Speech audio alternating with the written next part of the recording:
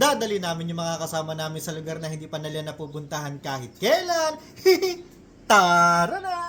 Labas na ako ng bahay. Lakad, lumakad na lumakad. At ayun nga, kung kailan naman nga kami alis, saka naman nga po pumapatak yung ulan. At buti na nga lang, meron nga kami dalang tuwalit, dali-dali na nga din kami humanap ng sisilungan. Dito na nga lang muna kami sa ilalim ng puno ng mangga. At mahirap na nga din ng umulis ng umuulan pa. Kaya na nga po si Sian At isinama na nga din namin isa kong pamangkin na si Iboy. At ang pupuno nga po sa sasakyan, si Jabilina. Biniro ko muna at hindi nakakakukasya. Ops, teka lang, bago ko malimutan, maglalagay muna ako ng natural ball. Bagay na bagay nga ako sa akin to no oily face. At basta po, ang ganda nga po sa mukha. Maglagay ka nga lang sa umaga. At panigurado, buong hapon na nga epekto nito. Hindi naman na nga din nagtagal, pinagbigyan nga din kami ng panon. At eto nga, pabiyahin na kami. Brrrr. Bigla ang yayaan nga lang din paliganap na to. Na kahit medyo malayo nga po ipupuntahan namin. Ay, ayos lang at dahil parang road trip na nga lang. Papasok na nga kami ng bayan ng Llanera. Nadaanan na din namin yung ginagawang munisipyo ng bayan ng Rizal. At lumiko na nga kami sa bandang kanan sa pinakabayan ng Bungabon. Dire-diretso. Hanggang dumating na nga po sa punto na akit na nga po kami ng kabundukan. Bali, ilang kasama ko nga po. Hanggang dito pa nga lang pinararating nila sa Labi Bungabon. At ito nga po kasi isa sa ilog na dinadayo nga po dito sa probinsya ng Nueva Ecija. At tulad nga po na sabi ko kanina, dadalhin ko nga po sila sa lugar na hindi pa nila napupuntahan. Huminto nga muna kami saglit sa mataas na parte ng kalsada. Nagpicture-picture. At pinagmasdan ang napakagandang tanawin. At wala nga din dito sa kinakatayuan namin. Kitang-kita nga din Pikapatagan. Hindi naman na nga din kami nagtagal doon at may nahabol nga din po kaming oras. At eto nga, kami ngayon nasa probinsya na ng Aurora. Ayos naman nga din ka akong dumaan dito dahil ilan nga lang din po yung mga dumadang sasakyan. Kaso nga lang medyo nakakakaba din dahil katulad nga niya. May mga bakas nga po ng pinaguhuan. Ay, swerte-swertihan na lang talaga. Ganun pa man, kahit man nga po may mga pinaguhuan. Parang alaga naman nga din po kako yung kalsada dahil hindi nga din po pakalat-kalat yung mga bato. Kaya ligtas pa naman nga din dumaan dito. Pero syempre, ingat-ingat pa nga din po tayo sa pagdadrive. At pagkatapos nga namin dumaan sa inaayos na bundok, sumalubong naman nga po sa amin yung napakagandang kalsadang punong-puno ng puno. At parang nabilisan nga din ako sa pagbiyahe namin. At sa loob nga lang po ng 2 oras, nakarating na nga kami sa pupuntahan namin. Pagkababa namin, nagpaalam na nga din kami sa bantay kung pwede nga po mag-picture-picture sa akin. Pumayag naman, kaya inaya ko na nga silang tumulay. Pero hindi na nga po namin tinagpusyan hanggang sa dulo. At parang hindi na nga din kami umabot sa kalahatian. May entrance nga yung pagliliguan namin na tagbe 20 pesos at isang tao. At 40 pesos naman nga po sa parking fee. At dahil sandali nga lang din kami dito, hindi na nga din kami kumuha ng cottage. Nakahanap naman nga kami ng pagpepesto, kaya nilatag na namin yung 2 naming upuan. At nga pala, bago nga din kami umalis kanina, nagluto na nga din po ako ng ariscaldo. At punong-puno nga po ng sahog yun. Nagsandok na kasi Dayan. Wala na nga din pahipahingat, mga nagugutom na. At sabi nga din nila, kumain muna bago maligo.